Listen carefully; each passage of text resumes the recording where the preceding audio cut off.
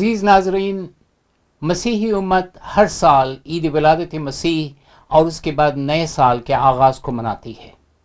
इस साल corona virus की वबा की वजह से आमदोरफ्त और इज्तिमाई तौर पर एक जगह इकट्ठे होने पर पाबंदी थी। फिर भी अपनी अपनी इस्तात की बुनियाद पर अपने ख़ानदान, दफातर और दीगर मकामात पर इस रस्म को मनाया गया। गैर मसीही भी इस त्यौहार में अगरचे मजहबी बुनियाद पर नहीं लेकिन सोशल मेल जोल या फिर इंसानियत के नाते से इस खुशी के मौका पर मुख्तलिफ महफिलों में शरीक हुए।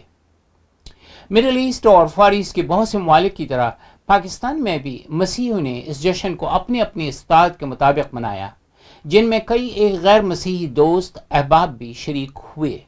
सियासी और सोशल जस्टिस की बुनियाद पर कुछ गैर मसीही अहबाब ने पाकिस्तान में मुल्की तौर से आपस में रवादारी के बयान जारी किए और इस मौका पर केक भी काटे। सदर मुमलिकत डॉक्टर आरिफ अलवी और वज़ीर आज़म इमरान खान ने मसीही बरादरी को मुबारकबाद दी। उसकी खबर पाकिस्तानी मीडिया में भी खूब शाया हुई। ऐवान सदर में क्रिसमस की तकरीब में सदर मुमलिकत ने अपने खिताब में कहा, इस्लाम और आईन पाकिस्तान अक़लियतों को मुकम्मल मजहबी आज़ादी और तहफ़्फ़ुज़ फराहम करते हैं। मुल्की तरक्की में मसीही बरादरी का बड़ा किरदार है। उनकी तकरीर की एक झलक मुलाहिज़ा हो। मसीही बरादरी के भाइयों और बहनों, मुअज़्ज़ज़ ख़वातीन व हज़रात, अस्सलाम अलैकुम। मुझे बेइंतहा खुशी है कि क्रिसमस के मौके पर आप सब लोग यहाँ तशरीफ़ भी लाए और हम आपकी खुशियों के अंदर बराबर के शरीक हैं।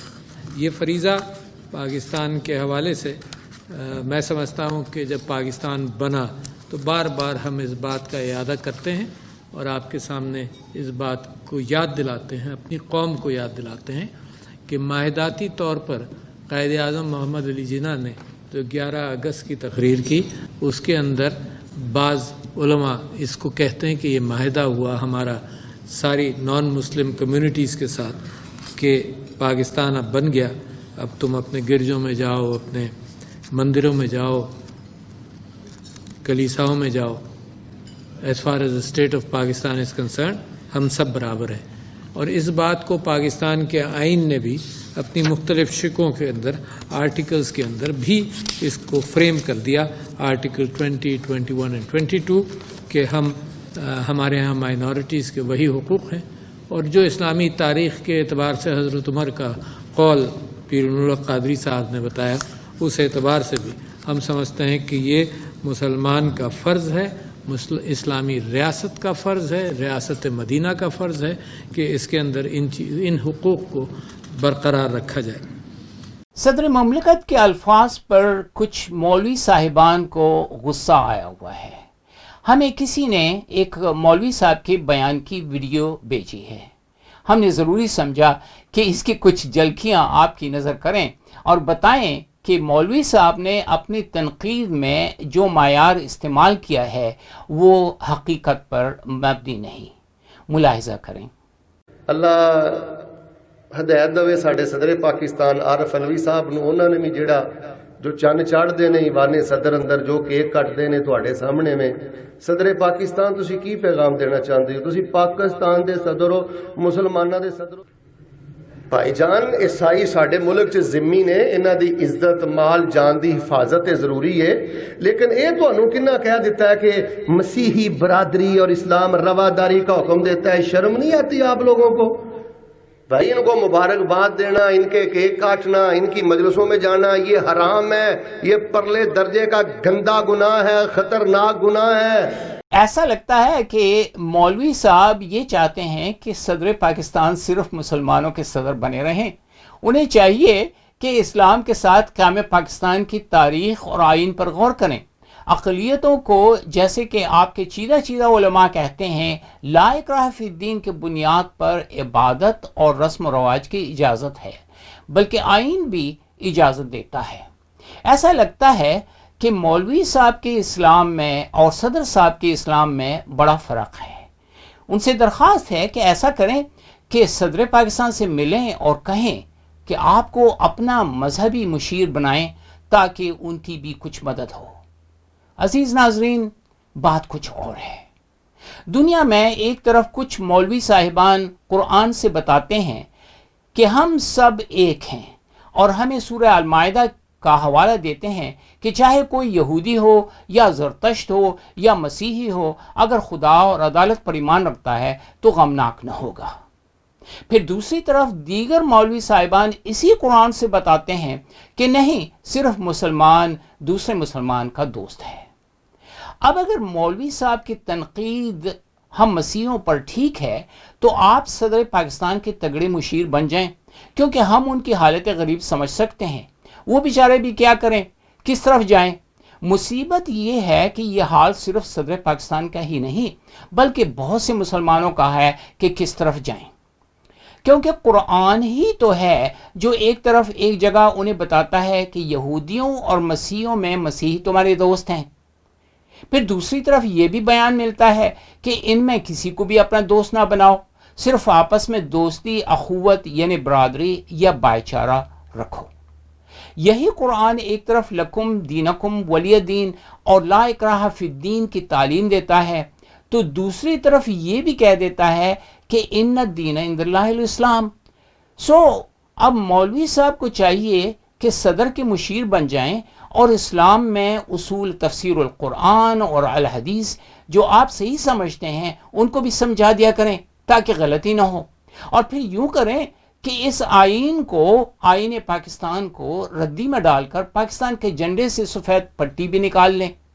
لیکن عزیز ناظرین، مسئلہ اور ہے، اور ہم یہ بات جانتے ہیں کہ صدر صاحب مولوی صاحب کی باتوں میں آ کر دیگر مسلمانوں کی تنقید کا باعث بن جائیں گے، اور وہ ایسا کبھی بھی نہ چاہیں گے۔ یہ سب کہنے کا مقصد آپ کو اس عجیب صورتحال کے بارے میں آگاہی دینا ہے۔ پوری دنیا دی کافر عیسائیت نو میں دعوت دینا، کیا کوئی ایسا پادری اللہ دی زمین تے ہے جڑا اے جدید عہد نامے چو یا بائبل چو حضرت عیسیٰ علیہ السلام دی ولادت 5 دسمبر ثابت کرے؟ مولانا صاحب کہتے ہیں کہ بائبل سے المسیح کی تاریخ ولادت 25 دسمبر ثابت کرو۔ بڑی حیرت کی بات ہے کہ وہ ایک طرف تو ایسا ظاہر کرتے ہیں کہ انہوں نے بائبل کا مطالعہ کیا ہے، لیکن ان کا سوال ان کی ناواقفیت کا ثبوت ہے۔ جناب، یہ آپ کو کس نے کہہ دیا کہ یہ تاریخ جو ہے یہ بائبل سے لی گئی ہے؟ مولوی صاحب، آپ اپنے اسلامی اصول فقہ یا اصول فقہ سے واقف ہیں۔ اس میں ایک رکن اجماع بھی ہے۔ آپ یہ بھی جانتے ہیں کہ بہت سی ایسی اسلامی باتیں ہیں جو قرآن اور حدیث میں نہیں لیکن اجماع کے ذریعے سے انہیں اپنایا گیا ہے۔ اب کوئی پوچھے کہ اجماع کیا ہے؟ آپ ہی کے علماء ہمیں بتاتے ہیں کہ جب امت کسی بات پر متفق ہو جاتی ہے تو کہا جاتا ہے اجمع القوم علی قضا۔ اس معنی کی روح سے کسی بھی جماعت کی کسی بھی دینی یا دنیاوی امر پر اتفاق یعنی متفق علیہ ہونے کو اجماع کہا جاتا ہے، حتیٰ کہ یہود و نصارہ کے اجماع کو بھی۔ تو جناب اعلیٰ ایسا ہی ہوا۔ پیغمبر اسلام اور اسلامی فقہ کی ایجاد سے کئی سو سال پہلے مسیحی بزرگان دین نے اجماعی روح سے عید ولادت مسیح کو منانے کا دن مقرر کیا۔ جی ہاں، ہم جانتے ہیں کہ آپ کی طرح کئی دیگر احباب کو بھی یہی اعتراض ہے کہ چونکہ بائبل میں تاریخ ولادت نہیں تو مسیحیوں کو یہ تہوار منانا نہیں چاہیے۔ جناب، اس طرح سے تو آپ کے ہاں بھی کئی ایک چیزیں جن کا ذکر یا حکم قرآن میں نہیں لیکن آپ اجماع کے وسیلہ سے یعنی اجماع کی روح سے ان کو جائز قرار دیتے ہیں، پھر آپ بھی ان کو کرنا چھوڑ دیں۔ ایسے تو سوال آپ پر بھی اٹھتا ہے۔ کہتے ہیں اور قرآن میں بھی لکھا ہے اقم الوزن بالقسط، انصاف کے ساتھ تھولیے، اور آپ سے یہی گزارش ہے۔ عزیز ناظرین، آپ نے بخوبی نوٹ کیا ہوگا کہ مولوی صاحب کی نظر میں مسیحی کافر ہیں۔ کبھی کبھی ایسا لگتا ہے کہ پاکستان میں دوسروں کو کافر قرار دینے کے کارخانے کھولے گئے ہیں۔ آپ مسیحیوں کو کافر قرار دیتے ہیں تو جناب ذہی نصیب، الاعمال بنیات، اعمال کا انحصار نیت پر ہے۔ مولانا صاحب، ہم جانتے ہیں کہ خدا تعالیٰ کے حضور المسیح کے وسیلہ سے ہماری کیا وقت یا مقام ہے؟ آپ اپنی فکر کریں، کیونکہ ہم نے تو یہ دیکھا ہے کہ ایک مسلمان کلمہ پڑھنے والے دوسرے مسلمان کو بھی جڑ سے کافر کہہ دیتا ہے۔ ملک کے طول و عرض میں دیکھیے کہ کیسے ایک اسلامی فرقہ دوسرے اسلامی فرقے کو کافر کہہ دیتا ہے، اور ہم مسیحی یہ بھی جانتے ہیں کہ ایسا کیوں ہے۔ پیغمبر اسلام سے متعلق کئی ایک روایات کے مطابق اسلام میں 73 فرقے ہوں گے اور ہر ایک جہنم میں جائے گا سوائے ایک کے۔ اب یوں لگتا ہے کہ ہر مسلمان یہ سوچتا ہے کہ اس کا فرقہ صحیح ہے اور باقی سب کافر۔ کچھ احباب اس عمل میں اتنا آگے بڑھ جاتے ہیں کہ خدا کی عدالت اپنے ہاتھ میں لے لیتے ہیں۔ خود بہت سے مسلمان احباب شکایت کرتے ہیں کہ پاکستان میں کافر قرار دینے کا کاروبار اتنا پھیل چکا ہے کہ اپنے آپ کو مسلمان کہنے والے ہر شہری کے لیے 2 اور ایسے مسلمان موجود ہیں جو اسے کافر سمجھتے ہیں۔ سو جناب، یہ کافر کہنے کا معاملہ خدا تعالیٰ پر چھوڑ دیں، جو روز عدالت کے دن انصاف سے ہر ایک کے ایمان و عمل کو تولے گا۔ پوری کافر عیسائیت نو میں دعوت فکر دینا، تعصب دیاں اینکاں اتارو، اے جال سازیاں چھڑ دو۔ اس بائبل دے اندر نبی علیہ السلام دیاں بشارتاں موجود نے، ایک نہیں کئی موجود نے، کئی پیشین گوئیاں موجود نے۔ اب رہی یہ بات آپ کی کہ بائبل میں آنے والے نبی کی پیشن گوئیاں ہیں، اس بارے میں ہمیں آپ کے اثبات اور تفسیر کی ضرورت نہیں۔ سچ تو یہ ہے کہ تاریخ اسلام اور مسیحیت مباحثوں سے بری پڑی ہے، اور مسیحیوں نے صدیوں سے آپ کے سوالات کے جوابات دیے ہیں۔ اس موضوع پر مسیحیوں نے لیکچرز دیے ہیں، کتابیں بھی لکھی ہیں جو مختلف زبانوں کے علاوہ عربی اور اردو میں بھی موجود ہیں۔ عجیب بات تو یہ ہے کہ آپ ایک طرف تحریف فی التورات والانجیل کا الزام لگا کر بائبل کو رد کرتے ہیں، تو دوسری طرف سے اس میں پیشن گوئیاں بھی ڈھونڈتے ہیں۔ یہ کیا پیمانہ ہے؟ المسیح کا فرمان ہے، یا تو درخت کو بھی اچھا کہو اور اس کے پھل کو بھی اچھا، یا درخت کو بھی برا کہو اور اس کے پھل کو بھی برا، کیونکہ درخت پھل ہی سے پہچانا جاتا ہے۔ دعا کر چھڑو دلوں کے اللہ پاک انہاں پوری دنیا دے جننے کافر سائی نے، اللہ انہاں نوں مسلمان ہون دی توفیق دے دے۔ دعا کرو اللہ پوری دنیا دی عیسائیت نو کلمہ پڑھن دی توفیق دے۔ دل تے او دے قبضہ قدرت اندر تے ہاتھ چ نہیں نا، اللہ پاک انہاں نوں کلمہ پڑھن دی توفیق دے دے۔